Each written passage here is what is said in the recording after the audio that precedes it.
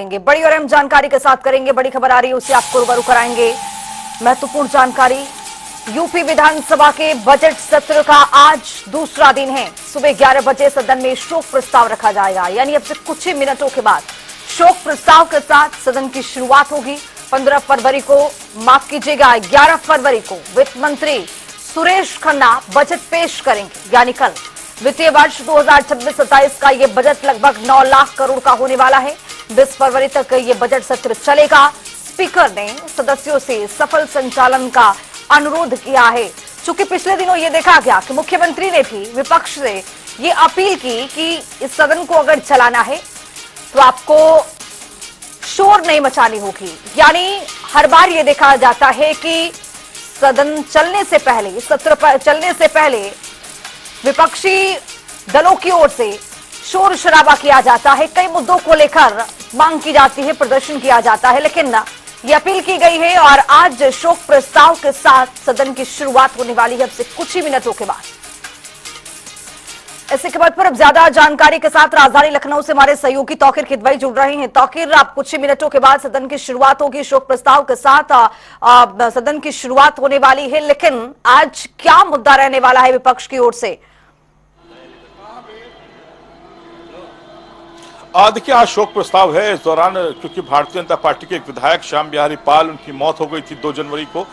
मंत्री धर्मपाल सिंह की एक बैठक चल रही थी, उसी में वो मौजूद थे। वहां पर उनको हार्ट अटैक आया था और इसी दौरान उनकी मौत हो गई थी। फिलहाल इस मामले को, क्योंकि उसके बाद ये पहला सदन है, इसलिए शोक प्रस्ताव उनके लिए रखा गया है। इसके बाद ये सदन स्थगित हो जाएगा और ये माना जा रहा है कि कल जब सदन की शुरुआत होगी तो बजट से शुरुआत होगी और क्योंकि कल बजट पेश होगा, वित्त मंत्री सुरेश खन्ना बजट पेश करेंगे और माना जा रहा है 9 लाख करोड़ से ज्यादा का ये एस्टिमेट होगा, जहां पर कई विभागों के लिए कई पिटारा खोला जाएगा। ये भी कहा जा रहा है क्योंकि ये 2026 में ही बजट आया है, 2027 में चुनाव है, यानी कि ये बजट सत्र आखिरी सत्र है इस सरकार का। कहीं ना कहीं ये चुनावी बजट होगा और ये कई बड़े वादे इसमें किए जाएंगे। माना जा रहा है कि स्वास्थ्य और रोजगार को लेकर कई बड़े वादे सरकार की तरफ से किए जा सकते हैं। फिलहाल समाजवादी पार्टी के जो विधायक हैं, कल भी वो पहले दिन सत्र के उन्होंने जोरदार प्रदर्शन किया था और कहा था कि पिछले बजट का सिर्फ 53% ही सरकार खर्च कर पाई है और ऐसे में सिर्फ लॉलीपॉप दिया जा रहा है और ये बजट भी लॉलीपॉप साबित होगा। कई उन्होंने स्कीमें भी बताई, क्योंकि सरकार बनने के दौरान ये कहा गया था कि अगर उत्तर प्रदेश में भाजपा की सरकार आएगी तो स्कूटी बांटी जाएगी बच्चियों को। फिलहाल इस तरह की कई स्कीम चलाने का वादा किया गया था, लेकिन ये कहा जा रहा है कि ये बजट काफी महत्वपूर्ण होगा और इसमें कई ऐसे जो वायदे हैं वो दिखाई देंगे। और सबसे जो बड़ी हकीकत है, क्योंकि कनेक्टिविटी में, रोड कनेक्टिविटी में उत्तर प्रदेश नंबर 1 है, ऐसे में कई इंफ्रास्ट्रक्चर को लेके इसमें प्रावधान होंगे। ये भी माना जा रहा है कि कई ऐसे हाईवेज और एक्सप्रेसवे का भी बजट में उनको शामिल किया जाएगा। स्वास्थ्य सेवाएं, क्योंकि उसको लेकर सबसे ज्यादा सवाल विपक्ष करता है, सदन में भी देखने को मिलता है कि सबसे ज्यादा स्वास्थ्य मंत्री ब्रजेश पाठक को सदन में घेरा जाता है, तो माना जा रहा है कि स्वास्थ्य के लिए एक बेहतर इसमें बजट होगा। और इसके अलावा क्योंकि कई ऐसे जो नगरी है, यहाँ पर अब कई ऐसे शहर हैं जो अब आध्यात्मिक नगरी बन चुके हैं, चाहे वो बनारस हो, चाहे वो अयोध्या हो या मथुरा हो, वहां के लिए बजट हो सकता है। कई ऐसे उसमें प्रावधान शामिल हो सकते हैं जहां पर ऐसी जगहों को फिर से विकसित किया जाएगा। अब और देखना होगा, क्योंकि 2027 में चुनाव होंगे तो उसको भी ध्यान में रखकर कई ऐसी स्कीम्स का ऐलान हो सकता है। लेकिन ये कहा जा रहा है कि इस बजट से उत्तर प्रदेश को काफी उम्मीदें भी हैं और ये कहा जा रहा है कि इस साल अगर ये बजट आता है तो कहीं ना कहीं कुछ बड़े बदलाव भी देखने को मिलेंगे। बिल्कुल तौकीर, जिस तरह से देखा गया कि अब विपक्ष ये हल्ला बोल कर रहा है और मांग भी उठा रहा है, मनरेगा को लेकर जिस तरह से नाम बदला गया, जी राम जी किया गया, किसान किसानी पर विपक्ष ज्यादा जोर दे रहा है। अब जिस तरह से राज्य सरकार की भी जिम्मेदारी यहां पर बढ़ा दी गई है जी राम जी को लेकर, क्या इसको लेकर भी सवाल सदन में देखने को मिलेगा? चूंकि कल जैसे ही बजट पेश किया जाएगा, बजट पेश करने के बाद जिस तरह से उस पर चर्चा होगी, विपक्ष के तमाम सवाल ऐसे होंगे जो सत्ता पक्ष को देना होगा जवाब। जी बिल्कुल, देखिए, क्योंकि जो डीएपी है खाद के लिए, इसके अलावा जो मिनिमम समर्थन मूल्य है फसलों का, उसको लेकर विपक्ष लगातार सवाल खड़े करता रहा है और कहीं ना कहीं जो ये यूएस के साथ ट्रेड डील हुई है, इसको लेकर भी संयुक्त किसान मोर्चा ने केंद्रीय मंत्री के इस्तीफे की मांग की है और कहा है कि ये किसानों के हित में नहीं है और किसानों की जो फसलें हैं इससे बर्बाद होंगी। फिलहाल संयुक्त किसान मोर्चा ने एक बड़े आंदोलन की चेतावनी भी दी है। इसके पहले भी जिस तरह के आंदोलन हुए हैं उत्तर प्रदेश की जमीन से ही शुरू हुए, उत्तर प्रदेश के पश्चिम में इस तरह के किसानों ने कई बड़े आंदोलन आंदोलन किए हैं, चाहे वो फरीदाबाद हो चाहे वो गाजियाबाद हो, वहां पर बड़े आंदोलन देखने को मिले हैं। माना यह जा रहा है कि किसानों के मुद्दे को लेकर एक बार फिर विपक्ष घेरने का प्रयास करेगा सरकार को, और कहीं कहीं ना कहीं ये जो यूएस ट्रेड डील है इसको लेकर भी चर्चा होगी, और उत्तर प्रदेश के किसान को कैसे सेफ किया जाएगा, कैसे उनको उनकी आय बढ़ाई जाएगी, इसको लेकर विपक्ष जरूर सवाल खड़े करेगा। लेकिन यह माना जा रहा है कि किसानों के लिए एक बड़ी यहाँ पर उपलब्धि हो सकती है कि इस बजट में उनके लिए बहुत कुछ देखने को मिल सकता है, क्योंकि किसान अगर समर्थन में रहेंगे तो कहीं ना कहीं सरकार का रास्ता साफ होगा। तो फिलहाल किसानों को साधने का भरपूर प्रयास इस बजट में देखने को मिलेगा।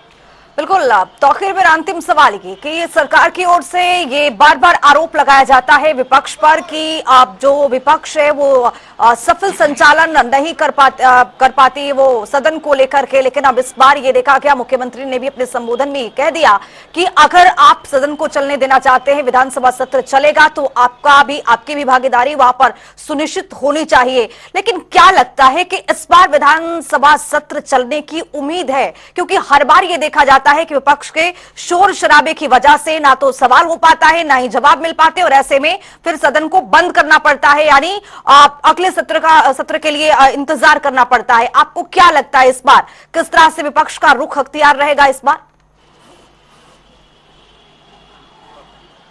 देखिए, ये बजट सेशन है, जाहिर तौर पर सरकार को घेरने का पूरा प्रयास होगा, तो विपक्ष भी चाहेगा कि सदन पूरा अपना 9 फरवरी तक चले। इसमें सबसे बड़ी बात यह भी है 19 फरवरी तक चले, क्योंकि सबसे बड़ी बात यह भी है कि इसमें बजट सत्र तो है ही है, बजट पर घेरने के लिए विपक्ष के पास बहुत मौके हैं, क्योंकि पिछला बजट 53% ही सरकार खर्च कर पाई थी। ऐसे में उनकी पूरी तैयारी है कि बजट सेशन में वो सरकार को घेरेंगे। इसके अलावा एसआईआर एक बड़ा मुद्दा है। माना यह जा रहा है कि इस सदन में एसआईआर का मुद्दा भी देखने को मिलेगा, क्योंकि विपक्ष के नेता समाजवादी पार्टी के राष्ट्रीय अध्यक्ष अखिलेश यादव इस मामले को लगातार तूल दे रहे हैं। उनका कहना है कि जो एसआईआर में फॉर्म 7 के जरिए जो वोटर्स के नाम काटे जा रहे हैं, ये एक बड़ा मुद्दा है, और सरकार के साथ चुनाव आयोग मिलकर यहाँ पर जो उनके कोर वोटर्स हैं उनकी वोट काट रहे हैं। तो फिलहाल इस बजट सेशन में ये माना जा रहा है कि सिर्फ एसआईआर और बजट, ये दो ऐसे मुद्दे हैं जहां पर सरकार को घेरने का प्रयास होगा। और सबसे बड़ी बात यह भी है कि जिन विभागों के साथ अगर उनको बजट कम किया जाएगा उनका, तो जाहिर तौर पर उनको लेकर भी यहाँ पर भरपूर चर्चा देखने को मिलेगी। और यह माना जा रहा है कि जो महासचिव हैं समाजवादी पार्टी के शिवपाल सिंह यादव, नेता प्रतिपक्ष माता प्रसाद पांडे और इस तरह के जो सीनियर लीडर है समाजवादी पार्टी के, उनकी आवाजें इस बार जरूर बुलंदी के साथ समाजवादी पार्टी अपने इस सदन में रखेगी। फिलहाल कई ऐसे सहयोगी दल भी हैं, चाहे पल्लवी पटेल हो या इस तरह के कई नेता हैं, वो भी पूरी तैयारी के साथ हमारे साथ सहयोगी हमारे टीएन मिश्रा जी आ गए हैं। क्या माना जा रहा है कि जो बजट है उसका जो कितने का बजट हो सकता है इस बार, क्योंकि ये आखिरी बजट माना जा रहा है? देखिए, इस बार का ये कहा जा रहा है, जब टारगेट किया 36 लाख करोड़ हमारी जो अर्थव्यवस्था है, तो ये स्वाभाविक है पिछले बार से जो है ज़्यादा इस बार बजट होगा। और ये बार जो सरकार चुनाव है तो सरकार ज़्यादा से ज़्यादा बजट लाएगी और ज़्यादा बजट ला करके कोशिश करेगी कि हम जनता को लोग प्रभावित करें, जनता के फैसले लागू करें।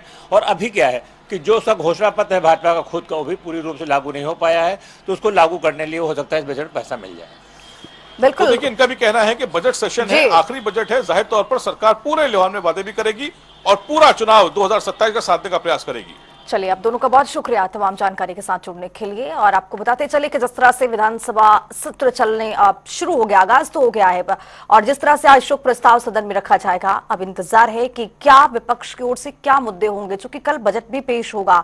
वित्त मंत्री जो है सुरेश खन्ना बजट पेश करेंगे, और इस बार का जो बजट है वो लोक लुभावन बजट कहा जा रहा है, चुनावी बजट कहा जा रहा है, चूंकि अब देखा जा रहा है कि अगले साल चुनाव है विधानसभा का, और ऐसे में सरकार इस तरह की लोक लुभावन बात करेगी जिससे जनता एक तरफा हो और खुशी का माहौल हो, और दूसरी तरफ विपक्ष भी लगातार ये समझाने की कोशिश कर रहा है जनता को कि बहुत सारी चीजें जो घोषणा पत्र में दी गई हैं उसका अभी तक आगे नहीं बढ़ाया गया है और विकास की राह पर सरकार आगे नहीं बढ़ पा रही है।